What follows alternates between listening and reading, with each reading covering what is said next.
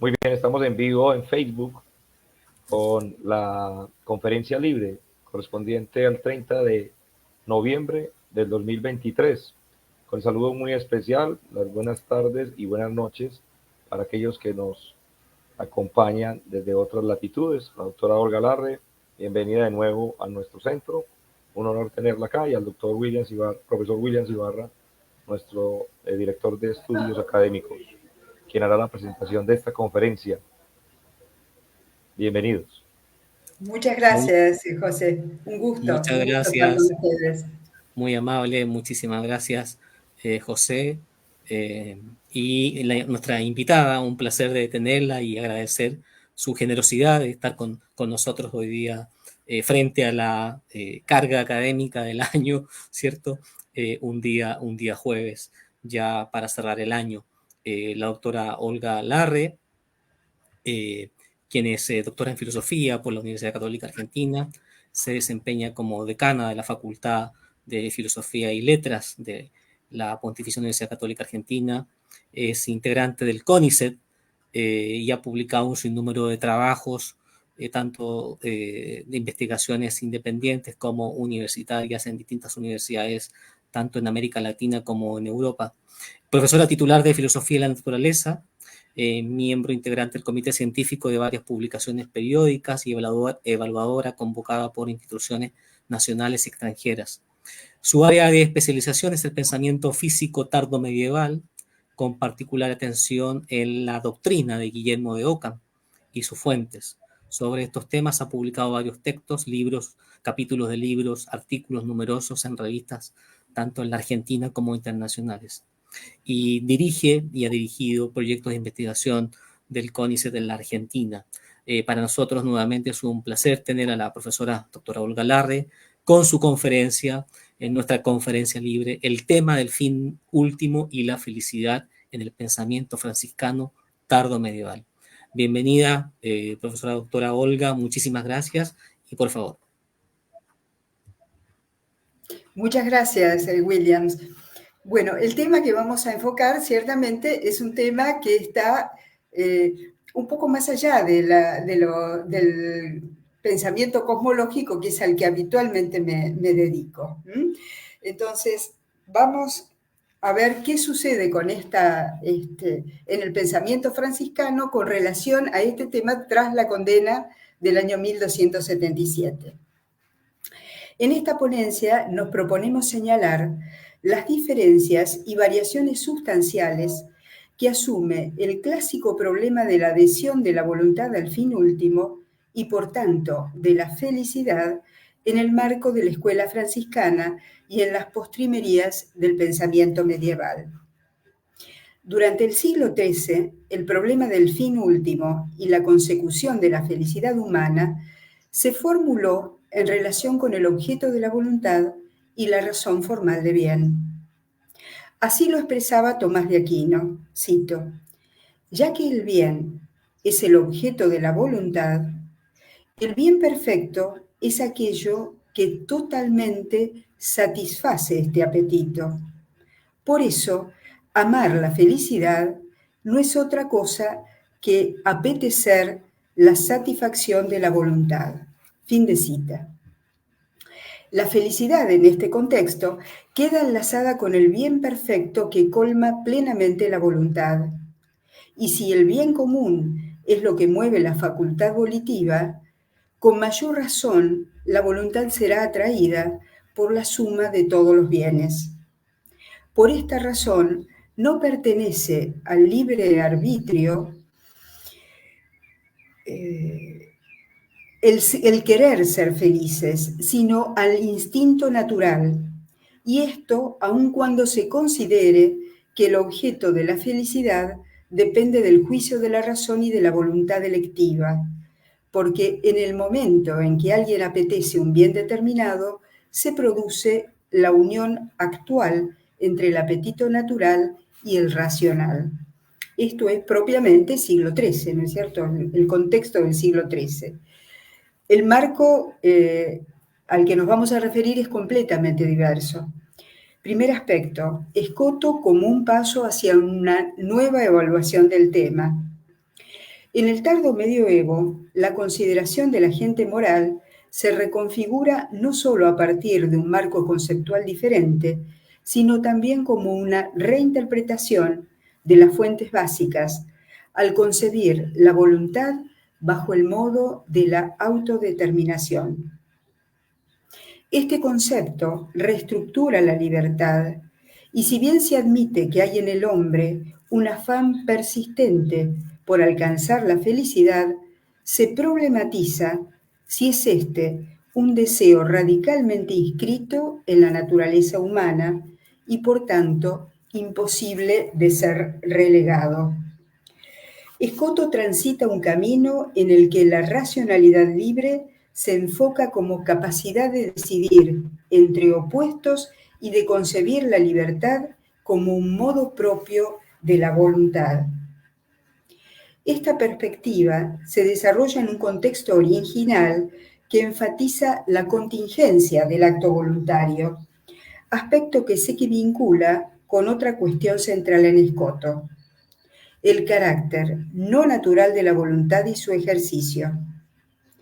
Establecer relaciones entre estos dos puntos es posible a partir de una discusión profunda de la teleología aristotélica y la consecuente propuesta de un esquema metafísico diferente, donde lo humano se haya atravesado por la posibilidad de trascender lo natural y superar así el necesitarismo condenado en 1277.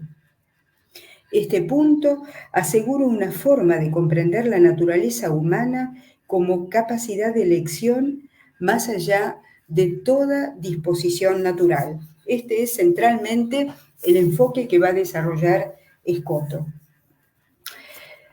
La diferencia esencial de la voluntad como potencia racional respecto de la naturaleza se establece a partir de la autodeterminación y de modo negativo por su indeterminación respecto de actos y efectos. Escoto se inspira en un pasaje de Agustín de sus Retractaciones.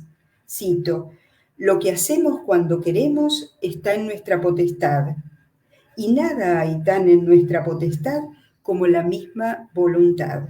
Fin de cita. Y agrega: «No se entiende esto en cuanto al ser de la voluntad, sino en cuanto al obrar». Fin de cita. La libertad consiste entonces, en primer lugar, en el poder que tiene la voluntad para efectuar su acto propio, sin necesidad de un factor externo que la determine.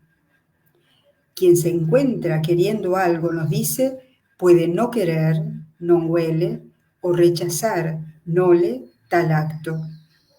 En cuanto pertenece a este principio activo, la capacidad de elegir un acto opuesto al que actualmente tiene, o incluso de no realizarlo y frenar su propio acto. Si la naturaleza puede describirse como ex se determinata, lo distintivo de la libertad radica en la autodeterminación.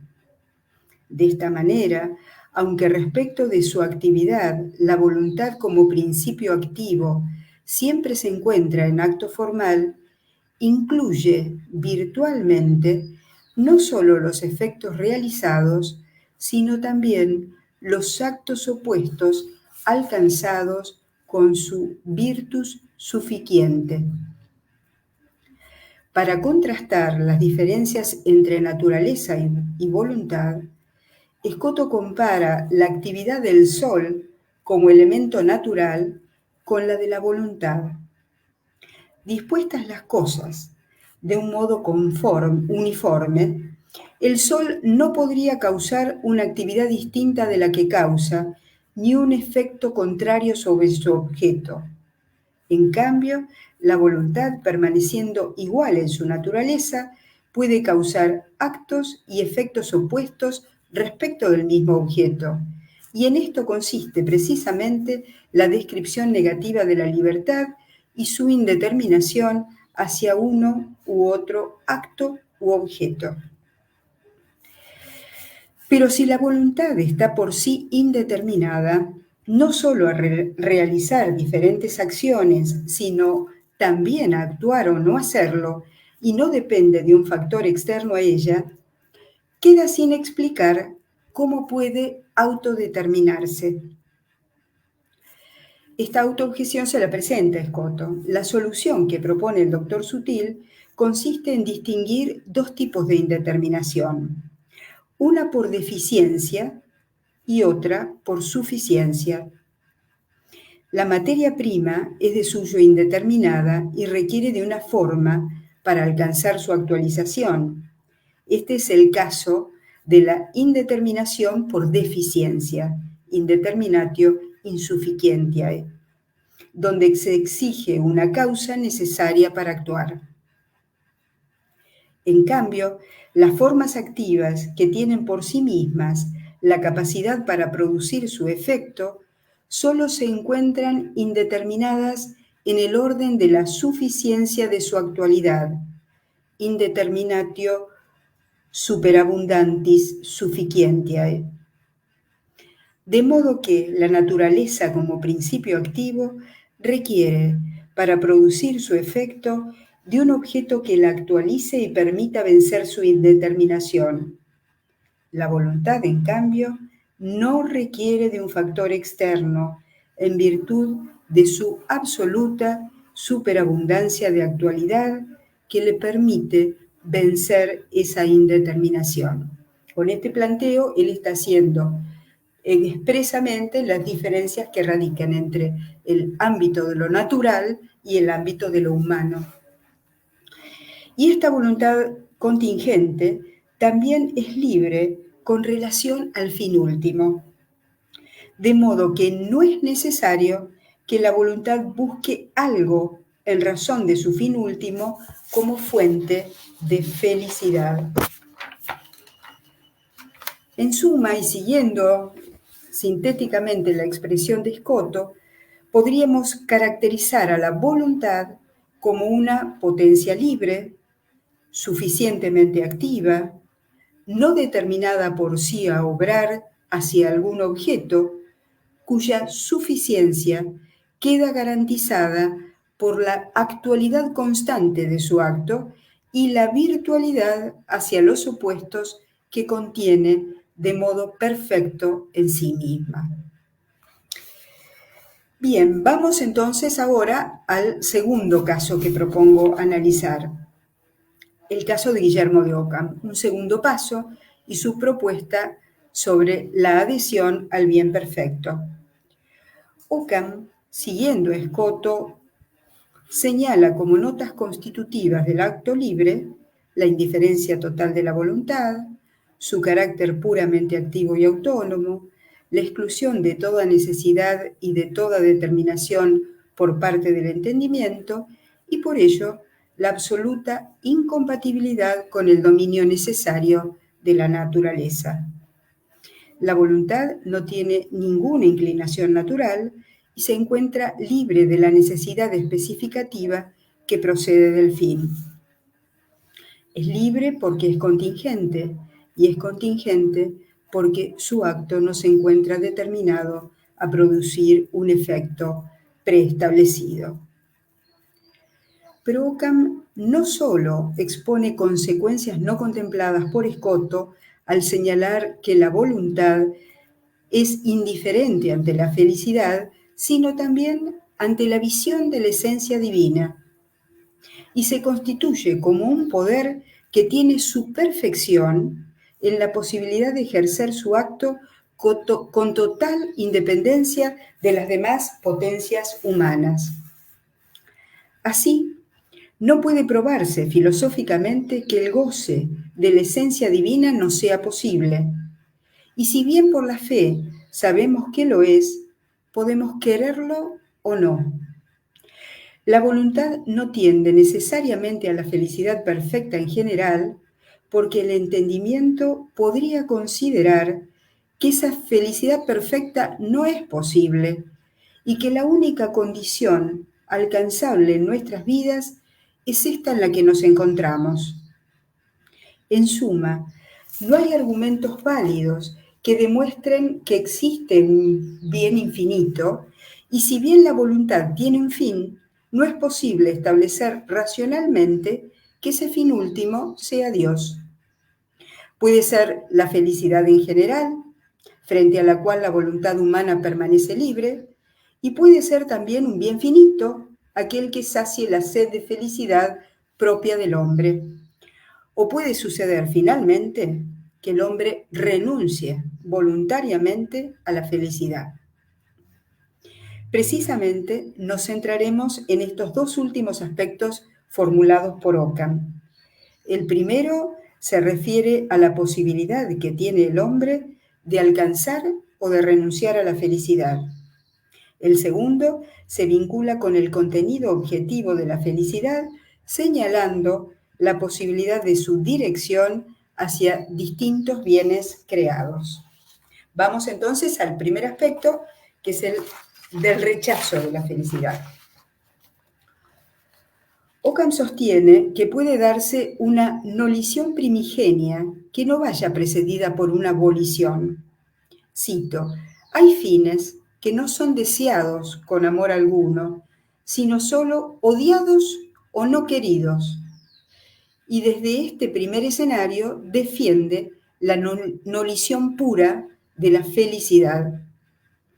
Pero no obstante ello, y aún en el caso que el intelecto afirme la posibilidad real de alcanzar la felicidad, la voluntad siempre podría rechazar esta consideración, pues la potencia libre no necesariamente se conforma con la recta razón y puede querer un objeto distinto. Más aún, si la inteligencia dijera que Dios es el fin último y que en él radica la felicidad, la voluntad humana podría no querer ese fin y dirigirse a otro objeto buscando en ese bien su felicidad. De este modo, partiendo de la distinción escolástica entre el fin último de derecho y fin último de hecho, y a través de un recurso a la experiencia, Occam sostiene que si existen hombres que no tienden al fin último de derecho, es porque la voluntad puede orientarse hacia un fin que en realidad no es propiamente el fin último, y por eso frente a él la voluntad permanece libre. Y agrega que a menos que la voluntad sea puesta en una situación imprevisible por Dios, puede siempre rechazar abrazarse al último fin en cualquier modo que se le presente, aún intuitivamente, o sea, aún frente al estar cara a cara a Dios. La voluntad siempre permanece indeterminada y por lo tanto en grado de autodeterminarse frente a cualquier objeto, pues cualquiera sea la fuerza persuasiva del entendimiento, éste no está en condiciones de determinar a la voluntad. Ciertamente, Occam no problematiza la causa de esta decisión, convirtiéndola en una elección no motivada. Cito: cualquier cosa que la voluntad pueda no querer o querer para otro individuo, la puede querer o no para sí mismo. La voluntad puede no querer la felicidad de otro, por ejemplo, de Juan, y del mismo modo puede no querer la propia felicidad. Fin de cita. Y procede por la vía ejemplificativa. Un suicida conoce con total certeza que la muerte no lo va a conducir a la felicidad, pero elige morir. Y tanto los fieles que creen en una vida futura como los infieles pueden suicidarse, o bien, temerariamente, exponerse a morir. Fin de cita. De manera semejante, algunos creyentes que saben que para conseguir la felicidad deben abstenerse de pecar, sin embargo, eligen pecar aún sabiendo que tendrán condena eterna. Esto no sucedería si no hubiesen rechazado, nole, la felicidad, y no solamente en general, sino también en particular. Fin de la cita de manera total. Si Occam niega la apertura de la voluntad a un bien infinito, ¿Significa entonces que la voluntad puede saciarse con la posesión de un bien finito? Pasamos ahora a este segundo problema. La voluntad, entonces, ante los bienes finitos. Pero tampoco puede demostrarse naturalmente que la voluntad no resulte saciada en la posesión de un bien finito. Occam estudió en Oxford los argumentos que empleaban los filósofos para defender la apertura trascendental de la voluntad hacia el ser en cuanto bueno, y por tanto la posibilidad de trascender los bienes finitos. Y esos argumentos le parecen insuficientes en cuanto intentan probar la libertad de la voluntad por la universalidad de su objeto o por la capacidad intrínseca de alcanzar un bien infinito. En tal sentido, entiende que es totalmente posible que haya un acto de la voluntad dirigido a una criatura que por su intensidad la colme. Apela como razón a la inmediatez del bien creado hic et nunc y a la capacidad de poder convertir los medios en fines. En efecto, hay ocasiones en las que el apetito sensitivo ejerce su acción directamente sobre la voluntad sin mediar el intelecto, y así puede aquietarse en algo finito y del orden de la sensualidad sin experimentar ansiedad o tristeza alguna, dimitendo rationem. En otras ocasiones, un intellectus errans puede juzgar también que ese acto es summe delectabilis. Los ejemplos apuntan a dos situaciones distintas. En el primer caso, el placer sensible actúa sobre la voluntad que, cegada por la pasión, abandona el intelecto. El segundo es la situación de un error de la razón. Occam no está desconociendo el hecho innegable de la libertad y de la capacidad absoluta de la voluntad para querer contingentemente cualquier objeto. Lo que está intentando señalar, entiendo, es la falsedad de que necesariamente la voluntad esté encaminada al objeto más perfecto que se pueda concebir, en el que encontraría la mayor fruición posible.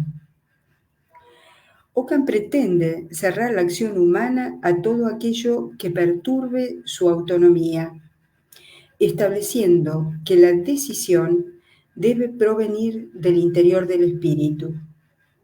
Suprime en el acto humano todo cuanto lo hace depender de lo exterior y niega a la voluntad la capacidad de recibir y de acoger una indicación sobre lo que es bueno. Cito: la operación interior es doble, una que inmediatamente está en la potestad de la voluntad, como la volición, y otra que depende de un acto primero, como sucede en la intelección. Por ello, el alma elige libre y contingentemente en virtud del primero y procede naturalmente en virtud del segundo. Es decir, el intelecto actúa determinadamente y por tanto conforme al mismo ritmo de lo natural. De modo que no solamente no hay bien en los objetos, sino que la acción no se decide a partir de una mirada exterior. Dado que no se puede probar que el alma produce su efecto de modo contingente, por eso recurre al orden de la experiencia que le provee la ayuda para una justificación que le satisface. El hecho de que les imputemos responsabilidad a las personas por sus acciones manifiesta que aceptamos la libertad como una realidad, como un punto de partida. Ningún acto implica responsabilidad moral a menos que esté en nuestra potestad. Nadie culpa a un hombre, nos dice, por ser ciego de nacimiento, pero si fuese ciego en virtud de un acto propio, entonces sería culpable. Bien, vamos entonces a las observaciones finales. Hacia el final del medioevo se consolida una significativa ruptura entre la naturaleza y la voluntad, que define un nuevo curso y una resignificación de las teorías aristotélicas teleológicas.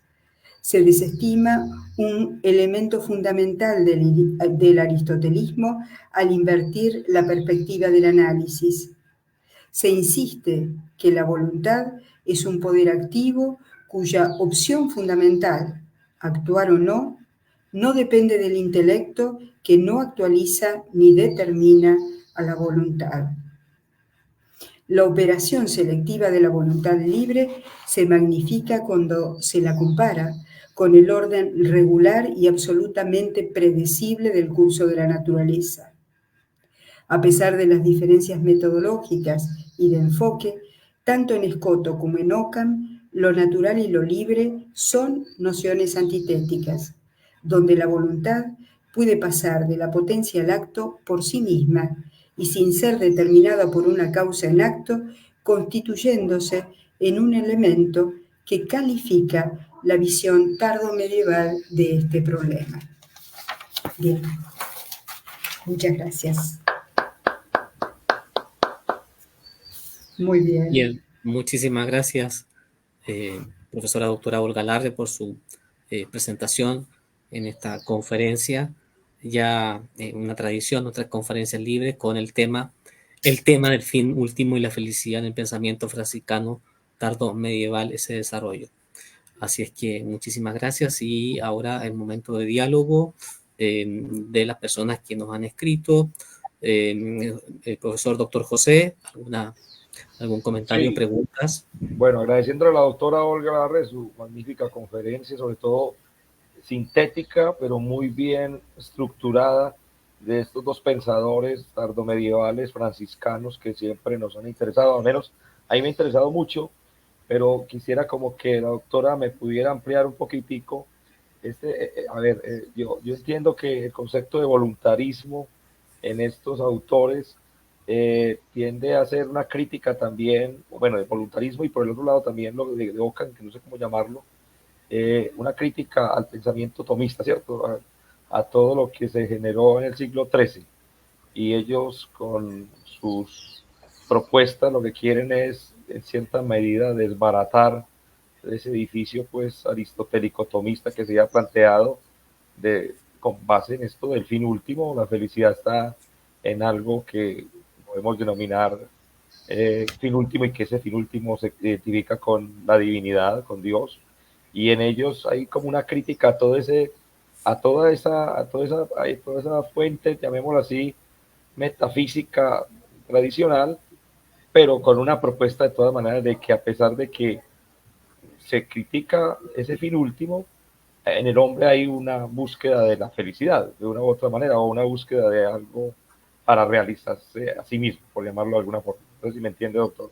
Es como que me pudiera ampliar un poquitico para yo comprender también como dónde es que está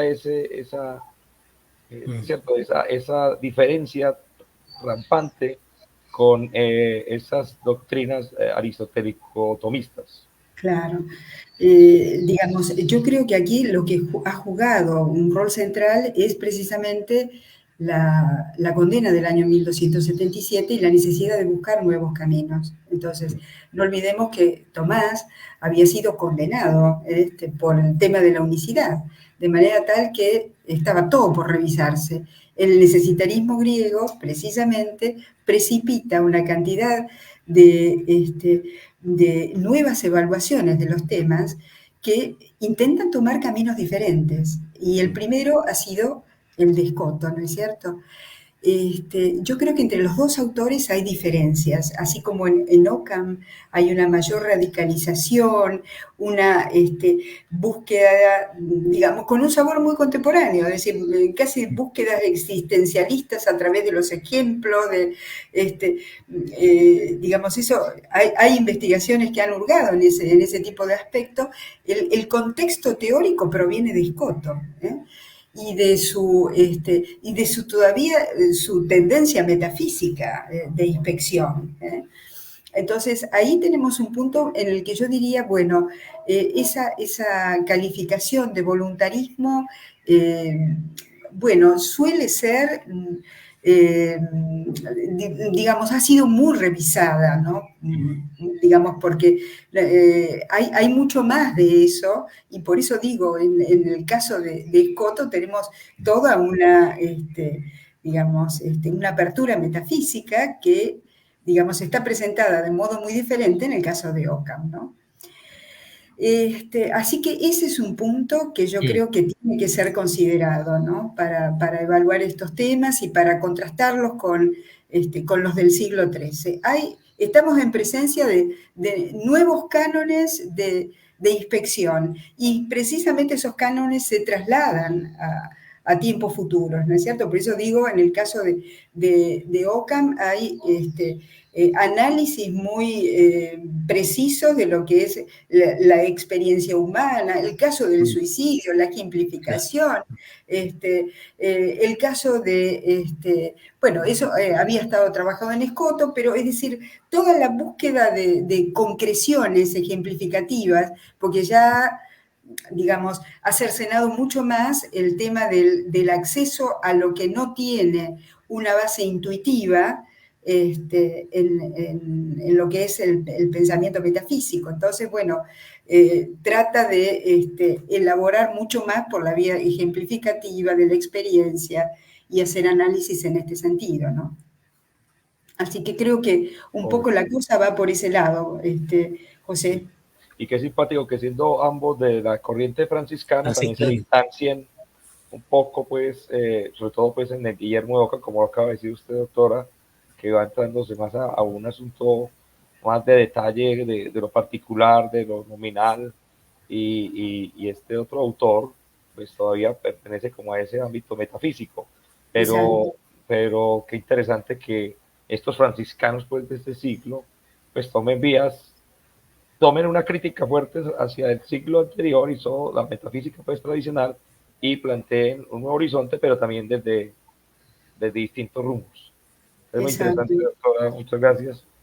Exacto, y con una amplia libertad de espíritu, ¿no? Es decir, eso es lo que se advierte cuando, digamos, esa leyenda del oscurantismo medieval, uno ve acá que cada autor tiene sus aportes significativos, sus miradas distintas, en fin, y a veces se lo plantea solamente a Ockham como disruptivo, y evidentemente aquí la disrupción empieza, sin lugar a dudas, con Escoto, ¿no? Con Escoto y su manera de entender el problema. Con esa teoría de la sincronicidad en la evaluación de la libertad, que es realmente magnífica. Ockham da vuelta atrás, vuelve atrás, es decir, desde la posibilidad, Escoto podía manejarla, yo puedo elegir esto, pero al mismo tiempo que lo elijo, tengo la posibilidad en ese mismo instante de elegir lo opuesto. Ockham no lo acepta eso porque va contra el principio de no contradicción para él y le aplica la sucesión temporal, es decir, es mucho más fijista en ese sentido, pero la posibilidad le ha abierto a Escoto un panorama de especulación muchísimo más rico, eso es indudable. Perfecto, muchas gracias. En el chat se conectaron más de 6 personas. Muy bien. Bachir Abelkader Omara, Christopher Pujol, Luis Daniel Botero, Alejandro Morales y otros 2 más, Juan Carlos Luna y Wilfredo González. No obstante, no han puesto ningún comentario. Yo fijé allí, podían realizar sus preguntas y comentarios, pero no sé si ellos querrán hacerlo. Bien, sí, doctora Olga, maestra, los conceptos de su investigación, de su ponencia, que son la felicidad, fin último, en el rastreo que usted ha hecho, precisamente de la crisis del siglo XII, ¿cómo aparece el tema del misticismo en estos dos autores? Porque si la felicidad está en lo divino, ¿cierto? Cuando Meister Eckhart dice que esa libertad está en la chispa divina, ¿cierto? En ese vínculo y en ese diálogo interior. ¿Qué ha rastreado usted desde el fin último, ¿cierto?, en la conexión con esa Con el felicidad. pensamiento místico. Claro. Yo creo que son perspectivas completamente distintas, ¿eh? Es decir, aquí son rutas que se empiezan a abrir y que son múltiples, en el caso de Escoto tenemos, digamos, cierta influencia de Avicena que lo combina con la teoría de la posibilidad, etc. En el caso de Ockham está más atado a Averroes, a un Aristóteles duro, a un conocimiento que se orbita en el ámbito de lo experimental, diríamos. Así que son rutas completamente distintas, ¿eh? Son rutas distintas. Yo no creo que haya posibilidad de establecer, sino que es como, digamos, es un florecimiento en distintos sentidos, ¿eh? Y un repensar desde perspectivas diversas los mismos temas, ¿eh? Porque precisamente no satisfacen las respuestas, ¿eh? Claro. Digamos, el enfoque del individuo hacia el siglo XIII-XIV es porque precisamente en el sistema del siglo XIII se perdía el individuo. ¿Eh? Entonces, hay un retomar una perspectiva. En la analítica propia de todos estos pensadores, del nominalismo, del complejo nominalismo, es muy interesante que, digamos, florezcan otro tipo de pensamientos, como es, por ejemplo, el pensamiento místico, ¿verdad? Es decir, como otra posibilidad de andar y de responder a las preguntas de siempre. Claro, porque es la propia condición humana Claro. en esa búsqueda de lo divino, la felicidad, el fin último, ¿no? Exactamente. Después de la crisis propia del siglo XII. Exactamente. Y eso lleva, y como usted bien lo ha planteado en sus investigaciones con los pragmáticos en Inglaterra, en fin, ¿cierto?, al florecimiento, ¿no?, de un diálogo de estas escuelas, digamos, la alta escolástica y el desarrollo para precisamente esa actualidad que usted también mencionaba, ¿no?, de Scott hoy, ese vacío que aparece, ¿no?, muchas veces. Exacto. Además, digamos, convengamos que Scott es un autor de suma complejidad, ¿no? De manera tal que, digamos, siempre para aprender en el caso de él, ¿no? Estamos en este momento trabajando el tema del conocimiento, las ideas divinas, y realmente hace 2 años que estamos con un par de distinciones, todo un equipo de trabajo tratando de entender y de ver qué es lo que quiere decir, ¿no?, con esos instantes de naturaleza. Así que bueno. Es Sí, un por desafío supuesto. y apasionante. Sí, Sí, a claro. propósito, doctora, tenemos en nuestro Centro de Estudios Clásicos y Medievales a un investigador que se llama Andrés Felipe López López. Él ha escrito unos textos de investigaciones lógicas, así las llama, investigaciones metafísicas y lógicas, y plantea en algún momento el tema de Escoto. Y él dice que él lo compara pues, con lo más grande que hay en pensamiento lógico, pues, y en pensamiento metafísico, pues una cosa impresionante. Y Sí, es de la claro. idea suya de que para estudiar Escoto se necesita años, pues, de vida, porque eso es una cosa complejísima, ¿no? Sí, claro, doy fe del caso. Y sí, no sabía que Andrés está ahora con el tema de la lógica de Andrés Escoto. Felipe López Andrés, López, ¿lo conoce, doctora? sí, Sí, hemos ha publicado en algún publicado. momento. Ah, bueno, ha publicado varios Sí, artículos sí, y un digamos, libro sobre el tema, es un tríptico que él tiene sobre las investigaciones, la llama, no recuerdo, las investigaciones metodológicas, lógicas, no sé qué. Y en algún momento él plantea el asunto de Escoto y hace pues un análisis allí de todo el planteamiento y llega a esa conclusión pues de que la dificultad de planteamiento, pero de la importancia de ese de ese autor. pensamiento para, sobre todo, por ejemplo, ponerlo a dialogar con Husserl, por ejemplo.